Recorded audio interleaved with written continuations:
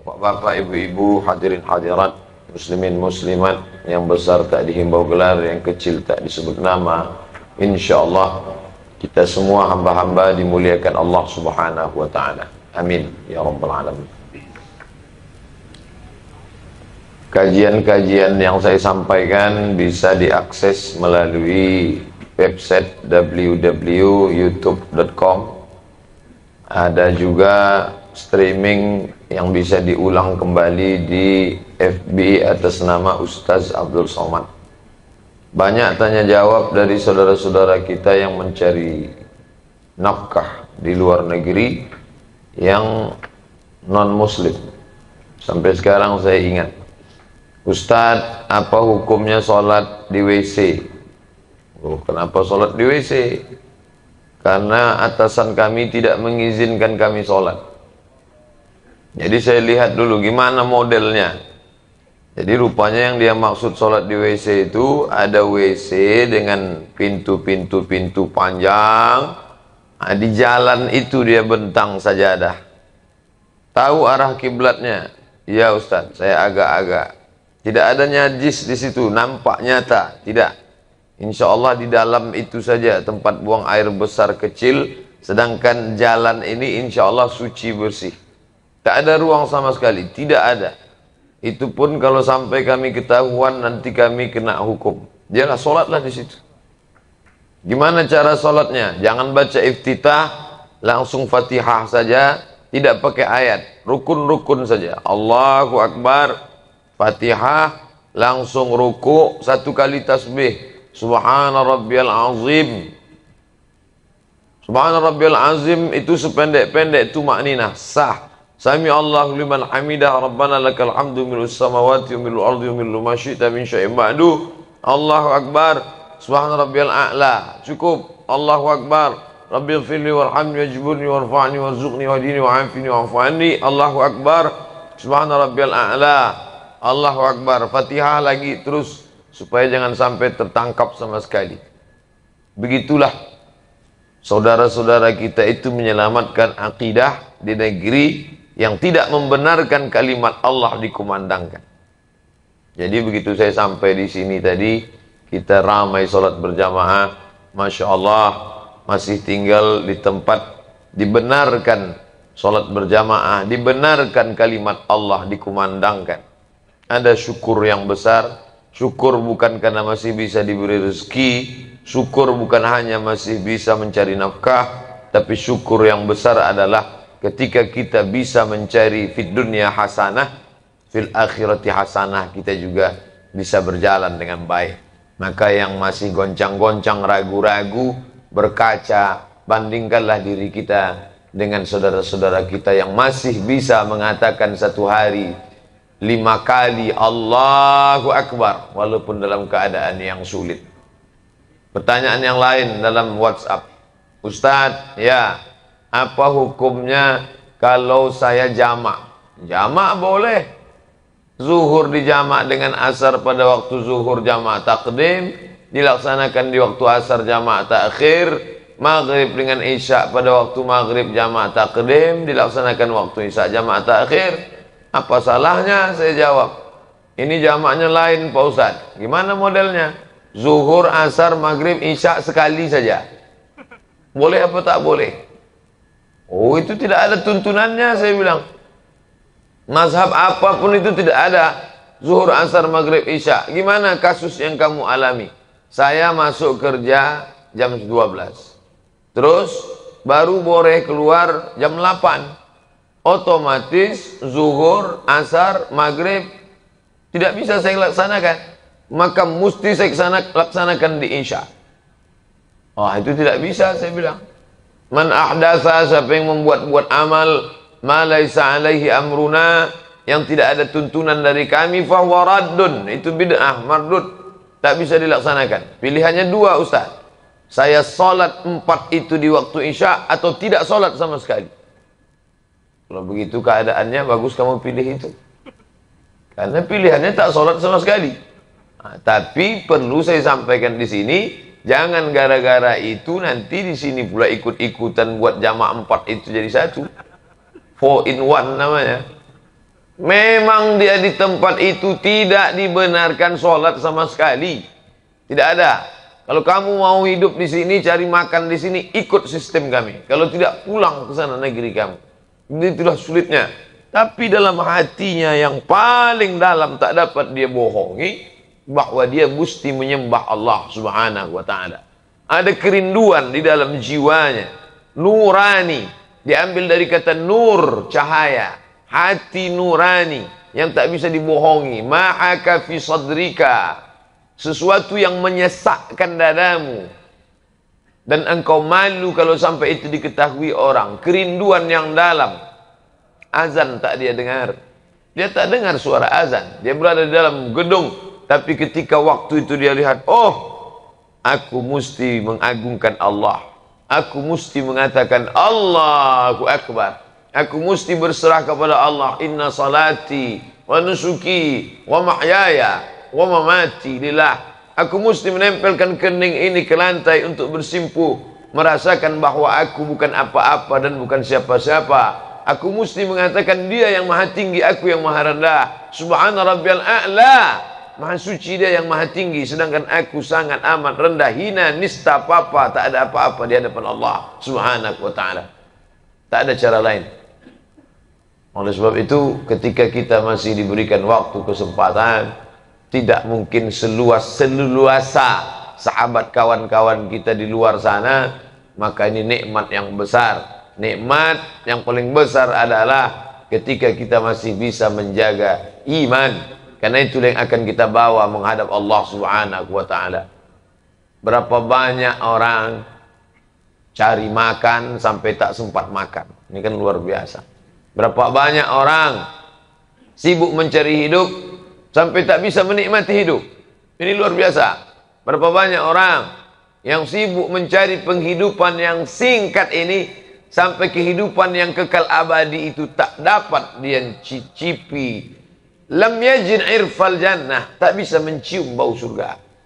Walaupun baunya itu sudah tercium masirata 500 alfi sanah, perjalanan 500 tahun perjalanan. 500 tahun perjalanan akan ditempuh, sudah tercium harum semerbaknya, dia jangankan masuk ke dalam, menciumnya pun tidak. Na'udzubillah. Maka ketika kita masih bisa disempat-sempatkan hidup ini, disempat-sempatkan masa bekerja ini untuk beribadah kepada Allah, inilah yang luar biasa. Singkat, pendek, tapi kalau kita salah menyikapinya, fatal akibatnya. Masa kanak-kanak berpindah ke masa remaja, remaja tak lama hilang layu, masuk ke masa tua, tua pun akan berakhir sakit-sakitan. Habis itu mati. Itu kalau sempat sakit. Ada yang tak sempat sakit sama sekali. Batuk mati kontak. Minum kopi mati. Kopi Mirna. Iya kalau sempat sakit. Iya kalau sempat. Orang yang sakit bukan orang kena azab. Orang yang sakit adalah orang yang sedang mengalami lampu kuning.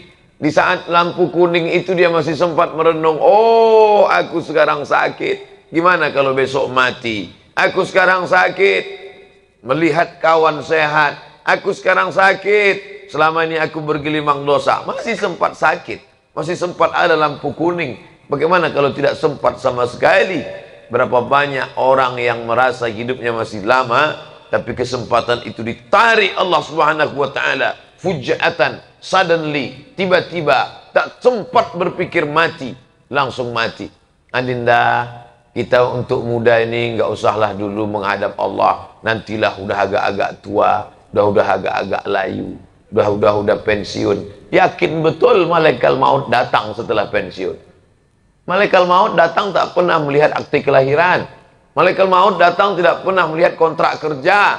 Yang muda jangan bangga, yang tua jangan putus asa. Yang sehat jangan merasa pede, yang sakit jangan merasa tak ada kesempatan untuk beribadah. Dalam Islam diajarkan Allah bersumpah sampai 6 kali demi waktu, menunjukkan peredaran waktu yang luar biasa.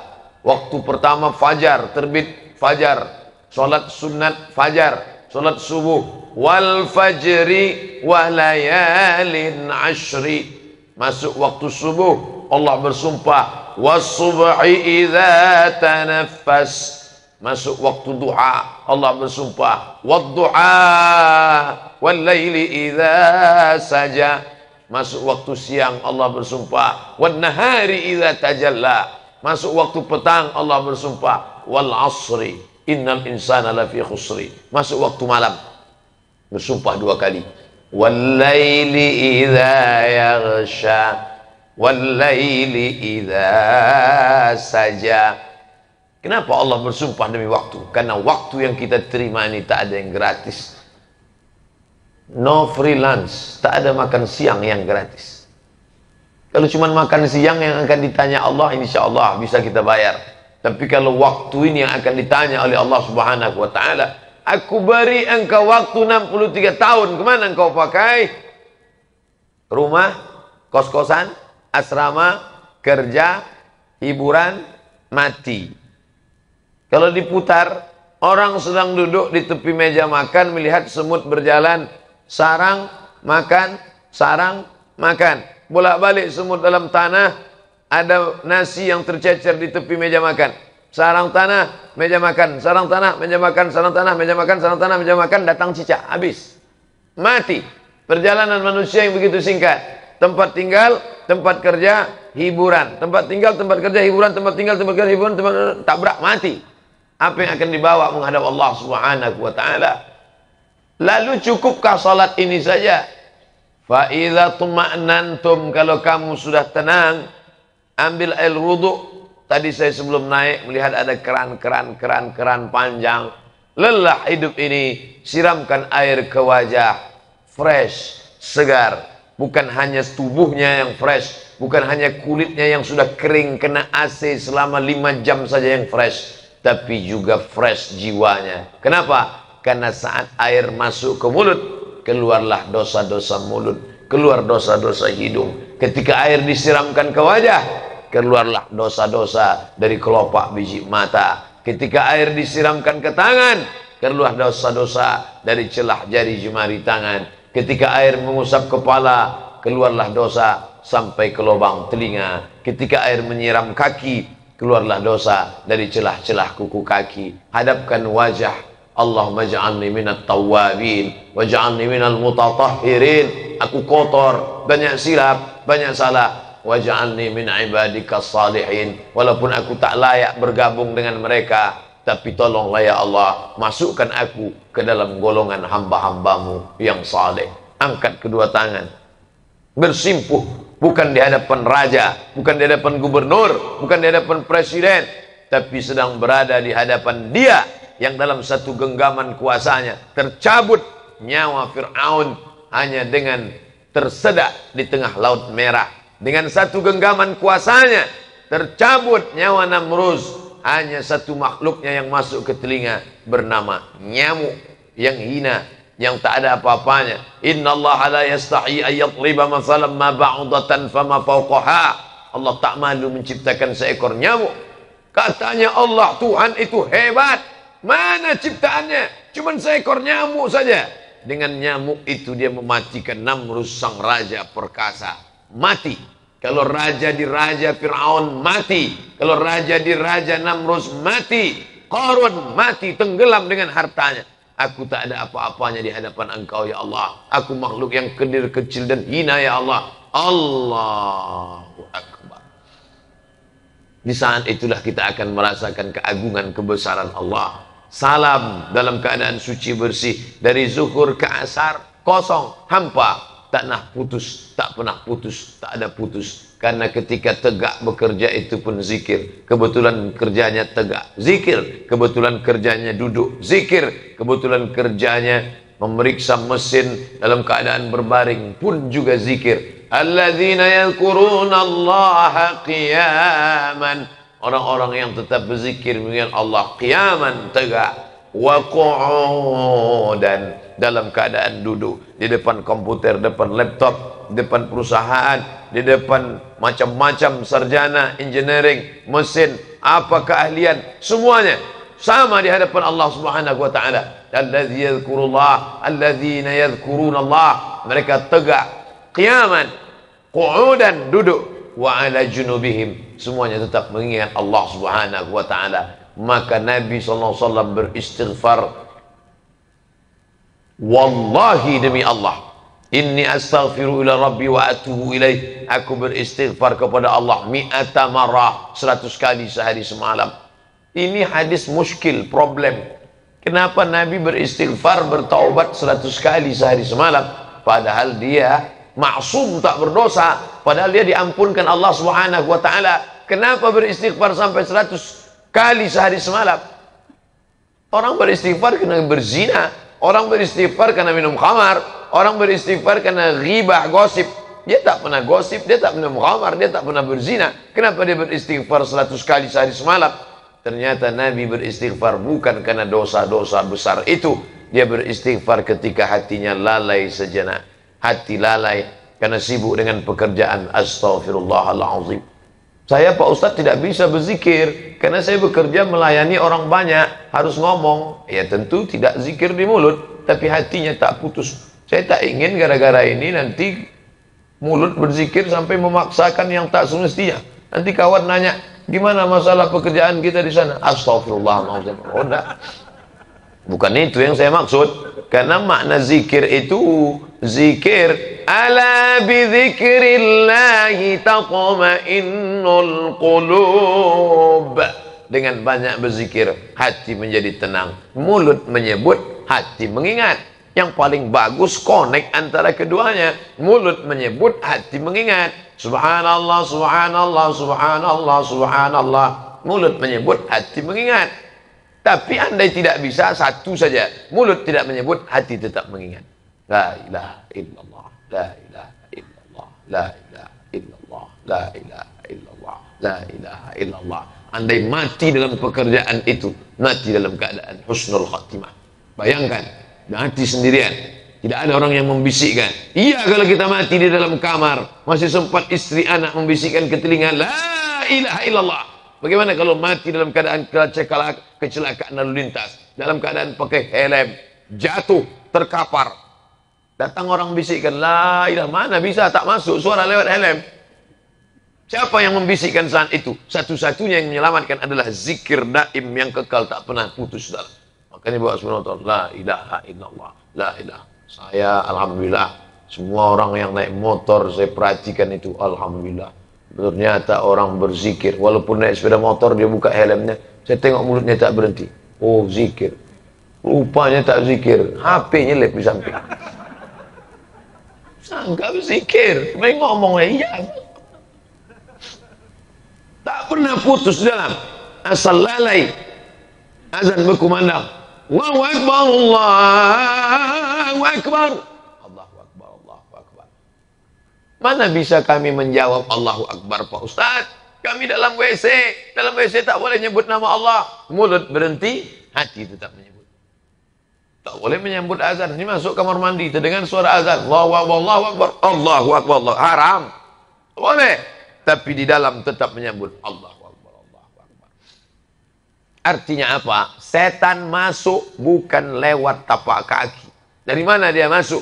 Allazi waswisu fi sudur, sudur dada, fi sudurin nas minal jinnati wan nas. Kalau yang berbisik itu nas, nas yang berbisik. Mau kemana bro? Mau sholat. Alah ente sholat.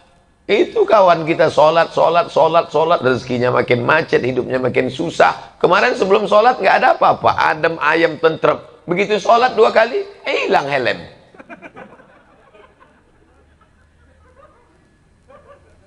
Ingat, ada orang yang tak pernah sholat, tak pernah puasa, tak pernah zakat, tak pernah sedekah, tak pernah zikir. Hidupnya tentram, adem, ayam, tenang, rezeki melimpah ruah, anak segar bugar, kekuasaan tinggi. Dia bukan sedang dapat rezeki, tapi dia sedang dipermainkan dengan istidraj. Sanastadrijuhum min haitsu la ya'lamun. Kami mainkan mereka dengan istidraj. Wa umli lahum, kuulur gajinya besar, kuulur rumahnya besar, kuulur mobilnya besar, kuulur kebunnya besar, kuulur mobilnya besar, rumah besar, kebun besar, bini besar. Dia menyangka sedang merasa dalam nikmat. Yukhadi'un Allah. Mereka menyangka sedang menipu Allah. Tengok, Allah kutipu. Nampaknya catatan malaikat sedang error nih. Wa huwa khadi'uhum. Allah yang sedang menipu mereka dengan permainan istidraj. Hati-hati. Kalau rezekimu melambung padahal kau tidak beribadah, waspadalah. Kau sedang dimainkan dengan istidraj. Sebaliknya, ketika sedang khusyuk beribadah, semangat beriman sedang tinggi, rajin khusyuk, datang ujian, sabarlah. La yusibul mu'min min nasabin wala wasabin wala saqamin. Sakit, demam, susah hati, gundah gulana, hilang, mati. Itu tak lain tak bukan asyauqul ladzi yashtakuha. Sampai-sampai duri bunga yang menusuk tapak kaki. Jalan 10 orang, sama-sama nggak pakai sendal lari pagi. Tiba-tiba kaki kita yang luka kena kaca, kena duri. Kenapa kaki saya? 10 orang sama-sama jalan. 9 orang nggak kena. Yang 9 itu satu pun nggak sholat subuh. Saya yang sholat, kenapa saya yang kena? Mana keadilan Allah? Allah sedang ingin membersihkanmu, hai saudaraku. Sampai tidak ada noda di tubuhmu. Hatta yamshi alal ardi makanat alaihi khati'ah. Sampai kau berjalan di atas muka bumi, tak ada dosa, noda, walaupun sebesar biji sawi. Husnuzan kepada Allah. Kami jalan tadi 10 dari pagi. Kawan itu yang tadi malam mabuk, yang tadi malam dugem. Dugem itu artinya duduk sambil gemetar. Kok aku yang kena ya? Introspeksi diri. Mungkin Allah ingin membersihkan aku. Dia sayang sama aku. Dia tak ingin aku mati menghadapnya dalam keadaan membawa dosa. Maka dibersihkannya aku sebersih-bersihnya.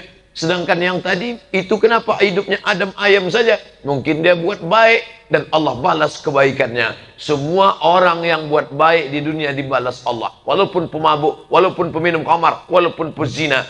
Pezina, mabuk, pulang ketemu fakir miskin, dia ambil 50.000 sambil mabuk. Ini kau ambil, aku kasihan betul nengok ente. Dibalas Allah langsung di dunia. Kehidupannya tenang di dunia, nyaman, lancar rezekinya. Loh, kenapa Allah balas di dunia? Supaya di akhirat dia tinggal masuk neraka jahanam. Begitulah keadilan Allah Subhanahu wa taala. Buka dalam kitab fikih sunnah Said Sabiq bab wakaf. Orang kafir kalau dia bersedekah langsung dibalas Allah di dunia. Supaya apa? Di akhirat tinggal merasakan khalidina fiha abada, kekal selama-lamanya dalam neraka jahanam. Ramainya sholat ini sampai sholat maghribnya tadi 4 kloter. Saya seumur hidup baru ini nengok sholat maghrib 4 kloter. Biasanya paling banyak 2 kloter, habis. Ini sampai 4. Entah ada lagi kloter kelima, wallahu a'lam. Apa yang membuat pemuda-pemuda Islam ini semangat luar biasa? Ada ilmu di dalam. Orang yang tak berilmu takkan dia datang. Itu orang sudah ramai sholat, kamu nggak sholat, nyantai aja. Sholat nggak sholat sama aja kok, podo sami mawon, sem-sem. Ngapain sholat? Si anu sholat, aku nggak sholat, sama aja. Tak ada ilmu di dalam. Oleh sebab itu bekali ilmu. Siapapun ustadz yang datang di sini pengajian, datang. Yang penting waktu kosong luang datang. 4D. Datang, duduk, dengar, diam. Datang, duduk, dengar, diam. Ngantuk-ngantuk sikit diampuni Allah Subhanahu wa taala. Tapi alhamdulillah dari ujung ke ujung saya tengok semuanya segar. Tadi saya nanya, kemana kita Pak Ustadz Henry? Kita ke perusahaan Epson namanya. Oh, paling-paling karyawan tuh capek, ngantuk semua nanti. Ternyata segar. Entah ibu-ibu di sebelah tak nampak karena pakai ini. Tapi saya husnuzan semuanya, maka berilmu. Tapi pengajian, saya cuma sanggup menyampaikan pengajian sampai 7.20. Selesai ini 10 menit kami menuju Masjid Baitur Rahman, pengajian di sana di atas puncak bukit. Nanti selesai itu baru pulang ke penginapan. Ini sampai 7.20. Begitu singkatnya pengajian. Maka pengajian itu hanya sebagai membangkitkan semangat lewat telinga. Tapi jangan lupa yang akan ditanya nanti, inna sam'a, pendengaran, wal basor. Basor itu penglihatan, maka membaca. Untuk fikih, pertama saya bahas buku fikih. Kenapa fikih? Salat fikih, zakat fikih, haji fikih, umrah fikih. Maka belilah fikih, judulnya Fikih Sunnah Sayyid Sabiq, orang Mesir. Yang di bawah itu lagi paling tipis, Fikih Sulaiman Rashid, orang Lampung. 1935 dia sudah tamat Al-Azhar. Saya tamat Al-Azhar Mesir 2002. Dia 1935 sudah. Saya masih di alam goib, dia sudah tamat Azhar. Zaman Belanda dia sudah naik kapal tongkang, kapal laut, kapal kayu, berangkat ke Makkah, berangkat ke Mesir, tamat Al-Azhar 1935, pulang. Dia tahu anak bangsanya tidak bisa bahasa Arab, dia tulis fikih berbahasa Indonesia, dicetak oleh Bulan Bintang, dibaca oleh Buya Hamka waktu di Yogyakarta. Ketika dilihat Buya Hamka, bagus sekali buku ini, kata pengantar Buya Hamka. Andai aku menulis, belum tentu bahasanya seindah dan semudah ini, kata Buya Hamka. Buya Hamka memuji buku itu, kita beli buku itu. Saya ketika ceramah tentang buku fikih Islam Sulaiman Rashid, Ustadz Somad, itu yang Ustadz ceritakan tadi udah lama kami beli. Udah baca, masih bersampul plastik, Pak Ustaz. Tak ada gunanya cepat beli. Tapi syukurlah dia sudah beli. Nah, ini fikih. Saya Pak Ustaz, fikih Sulaiman Rashid udah, fikih sunnah udah. Saya mau yang fikih multi mazhab, supaya saya tidak menyalah-nyalahkan teman saya nanti kalau sholat. Oh, bagus. Fikih Islam wa adillatuh. Cara nyarinya Fikih Islam wa adillatuh. Sudah terjemah bahasa Indonesia, Gema Insani Press. Ditulis oleh ulama besar dari Suriah, Profesor Dr. Syekh Wahbah Az-Zuhaili. Semua mazhab ada. Mazhab paling tua Hanafi, meninggal tahun 150 di Kufah, Irak, ada. Yang kedua Maliki, meninggal 179 di Madinah, makamnya di Baqi, ada. Yang ketiga mazhab Syafi'i, meninggal 204, meninggal di Fustat, Mesir, ada. Yang keempat mazhab Hambali, meninggal 241 di Baghdad, Irak, ada. 4 mazhab dalam satu kitab. Bahkan ada mazhab-mazhab yang tidak populer lain untuk kita memperkaya perbendaharaan keilmuan kita. Bagus. Baca pelan-pelan, yang paham, yang bisa mudah ditelan, yang mudah dicerna, baca. Ketika buntu, ambil pensil, garis. Tulis catatan kecil. Halaman 49 juz 7, halaman dari atas, saya kurang paham. Nanti pas ada tanya jawab sama Ustadz, ada tanya jawab, Ustadz ya, ada yang mau saya tanya nih Pak Ustadz. Iya silakan. Tadi saya baru baca dalam Fiqhul Islami wa Adillatu juz 3 halaman 49, 3 baris dari atas mengatakan begini. Apa tuh maknanya Pak Ustadz? Kata Ustadz, saya aja belum baca. Ternyata jamaah jauh lebih cerdas dari Ustadz. Anda adalah apa yang Anda baca. Fikih, oke. Saya Quran ini nggak paham kalau baca Quran Pak Ustadz. Beli tafsir. Tafsir siapa? Tafsir Buya Hamka, namanya Tafsir Al-Azhar. Dulu Tafsir Al-Azhar itu lapuk, edisi lama, tidak menarik, usang, kolot. Sekarang dicetak dengan sampul yang baru, diselaraskan bahasanya. Bagus, indah, saya suka. Ulama favorit saya Buya Hamka. Seorang ulama yang tidak hanya pandai ceramah, tapi juga dia pergerakan. Itu tafsir dia tulis dalam penjara. Di era Orde Lama dia fitnah. Hamka, kamu penjahat, mau membunuh presiden, mau menggulingkan konstitusi. Penjara, subversi. Masuk dalam penjara, 4 tahun di penjara. Bukan sebentar, luar biasa. Orang di penjara stres, orang di penjara depresi. Buya Hamka di penjara, keluar satu tafsir, Tafsir Al-Azhar. Jangan heran kalau membaca buku Hamka, kita seolah-olah hanyut. Apa kata orang yang sedang baca novel Tenggelamnya Kapal Panderwick? Ustadz, ketika saya baca novel itu, seolah-olah saya yang sedang berada dalam kapal itu Pak Ustadz. Bergoncang rasanya. Begitu novel itu saya tutup, baru saya sadar, rupanya saya sedang diangkut. Gitu hebatnya sastra Buya Hamka. Begitu juga dengan tafsirnya, menarik kata-katanya. masuk ke dalam hati. Yang dari mulut ke mulut juga sampainya. Yang dari hati ke hati juga sampainya. Penulis buku yang menulis dari otak ke mata sampainya. Makanya kadang kita baca buku itu hanya sampai di mata. Apa bukti buku itu sampai di mata? Nah, itu buku sampai di mata namanya. Apa bukti ceramah sampai di mulut? MLM, mulut ke mulut, multi level marketing. Maka ketika dia berubah menjadi action, menjadi amal, berubah dari telinga masuk ke hati, bangkit ke semangat ibadah. Dari mata masuk ke hati, bangkit ke semangat ibadah. Tak paham, tanya. Apalagi zaman sekarang tak perlu bawa buku, buku dalam bentuk PDF. www.download. Kalau kitab Arab gratis, orang kita agak pelit sedikit. Begitu mau di download, wani piro. Kirimkan, langsung kita dapat PDF, baca. Masuk masjid, ambil wudhu, naik ke atas, duduk di saf pertama, buka HP. Teman dari belakang udah suuzon.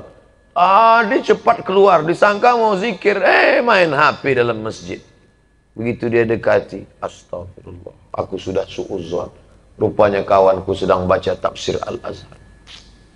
Dia pun buka tafsir itu baru aja 2 menit. Sebelumnya tadi main game juga. Begitu dia tengok ada yang datang. Gak apa-apa. Sebagai pemula, membangkitkan semangat. Komunitas kita yang sudah baik ini, ingat. Az-zi'bu serigala hanya memakan al-qasiyah. Siapa itu al-qasiyah? Kambing yang melarikan diri dari jamaah. Lihatlah bagaimana serigala mengintai dari bawah pokok kayu. Dia tengok segerombolan bison dengan tanduk yang tajam menyeberang sungai. Dia tidak akan terkam itu bison. Dia tahu perutnya akan tercabik-cabik, ususnya akan terburai kalau dia terkam bison yang ramai. Tapi begitu dia tengok seekor bison memisahkan diri minum, maka dia pun menyerang. Dia ramai-ramai. Yang dia serang pertama kali adalah tenggorokan. Kenapa tenggorokan? Ini tempat bernapas. Begitu dia serang dengan cengkraman kuat taringnya, tumpah darah, napasnya bocor, mati seekor bison yang besar. Tanduk tak lagi berfungsi, mati. Gara-gara apa? Memisahkan diri dari jamaah. Jangan sempat pisahkan diri dari jamaah. Berjamaah subuh, berjamaah zuhur, berjamaah asar, berjamaah maghrib, berjamaah isya, berjamaah tahajud, berjamaah. Ada undangan, hadirilah tablik akbar lengkap dengan zikir bersama Al-Mukarram Ustadz Arifin Ilham. Nah, ini saudara-saudara kita yang pakai jubah, ini datang jauh dari Az-Zikra. Kalau mau ngundang Ustadz Arifin Ilham, dengan mereka inilah kontaknya. Jangan sampai nanti nyesal. Kena siapa? Dulu saya ada hadir. Aduh, kenapa Ustaz nggak ngasih tahu? Hadir ramai-ramai, datang. Ustaz Arifin Ilham paling pandai merebut, merenyuhkan hati manusia. Dosa kita kepada Allah. Ya Allah, meleleh hati jamaah. Ya Allah. Kamu nangis tadi kenapa? Gajiku belum turun. Bukan karena itu kita menangis. Kalau itulah yang kita tangisi, betapa naifnya kita. Naif Pak Ustadz, iya. Saya nggak naif Pak Ustadz, jadi slang. La ilaha illallah. Ceramah Ustadz pun dimain-mainkannya juga.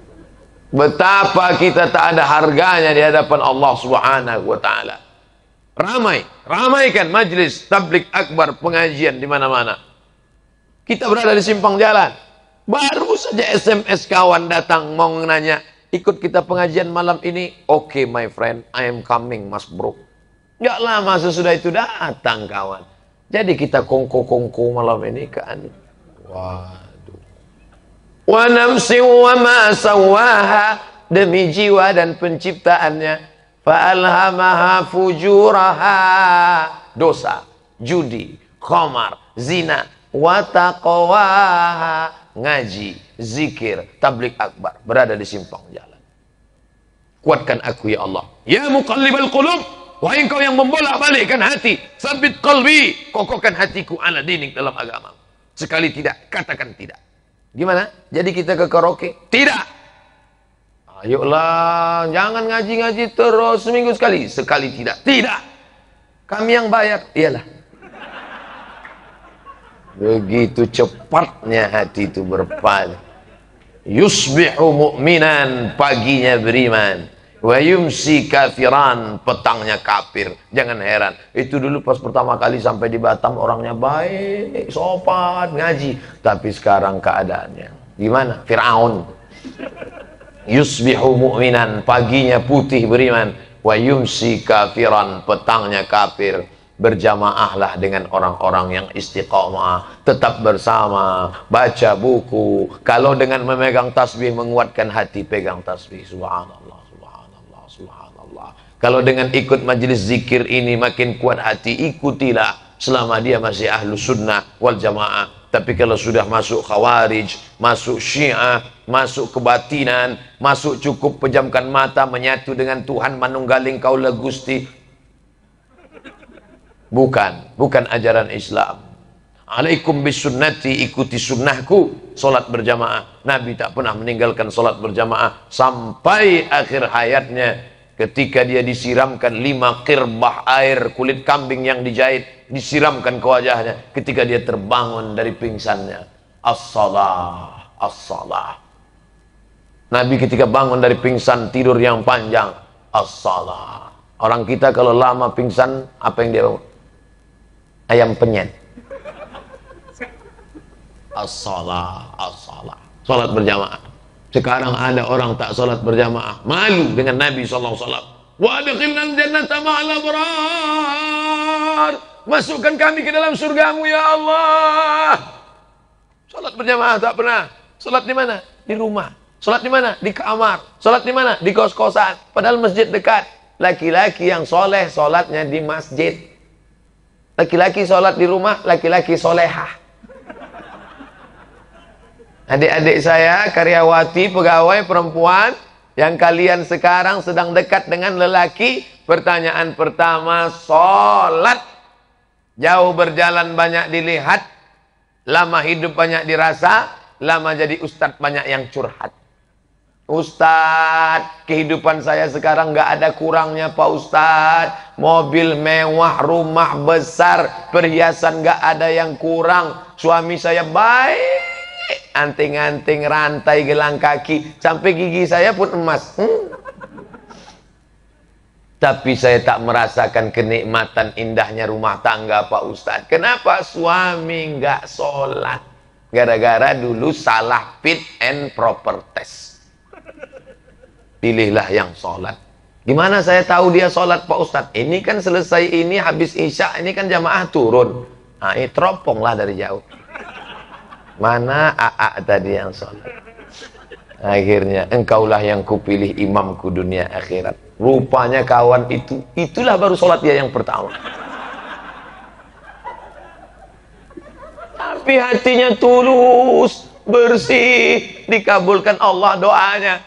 Apa kata Imam Asy-Syahid Ramadan Al-Buti, Muhammad Said Ramadan Al-Buti? Lebih baik engkau membawa ibadah dengan ibadah kepada Allah yang biasa-biasa saja, tapi dengan hati yang bersih, daripada ibadahmu banyak tapi hatimu kotor.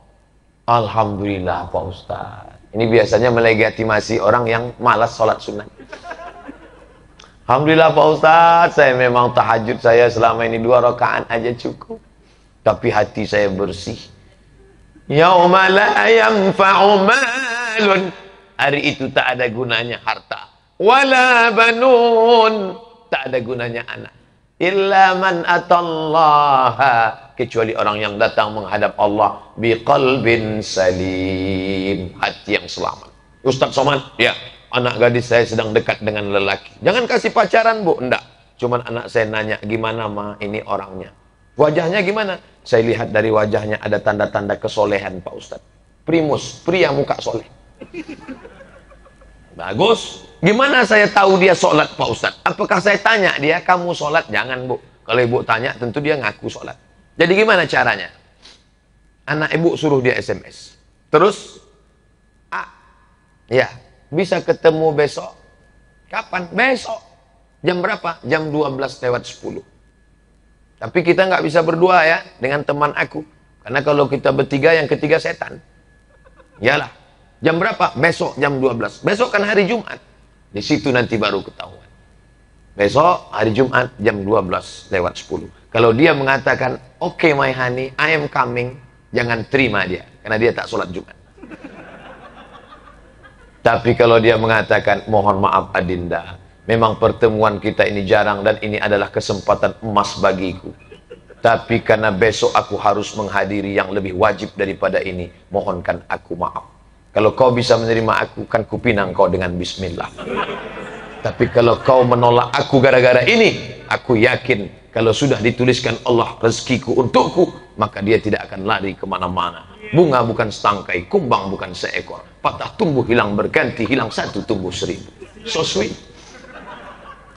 Yakinlah saudaraku, iman menguatkan kita. Dengan iman hari ini kita bersama. Dengan iman kita akan mati. Dengan iman kita akan bangkit di padang mahsyar. Dengan iman itu juga kita akan masuk ke dalam surga. Dengan ucapan salamun alaikum. Selamat untuk kamu.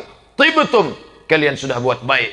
Fadkhuluha khalidin. Mudah-mudahan kita termasuk yang masuk ke dalam surga itu insyaallah. Amin.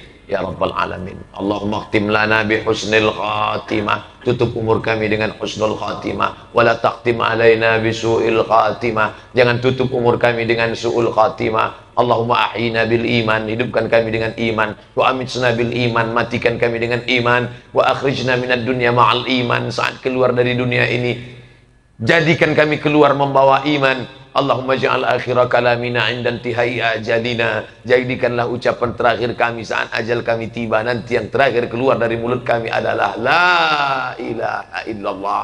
Godaan yang kami hadapi keras, dahsyat, ombaknya kuat. Kalau tak kuat tiang pancang kami akan hanyut dipukul ombak, dihempas gelombang. Ya Allah, ya muqallibal qulub, wahai engkau yang membolak-balikkan hati, sabbit qulubana, kokohkan hati kami, kuatkan iman kami ala dinik, dalam agamamu dan dalam ketaatan kepadamu. Ya Allah, Rabbana atina fid dunya hasanah wa fil akhirati hasanah wa qina azabannar. Wa sallallahu ala sayyidina Muhammad wa ala alihi wa sahbihi wa sallam. Walhamdulillahi rabbil alamin. Taqabbalallahu minkum minna wa minkum. Taqabbal ya karim.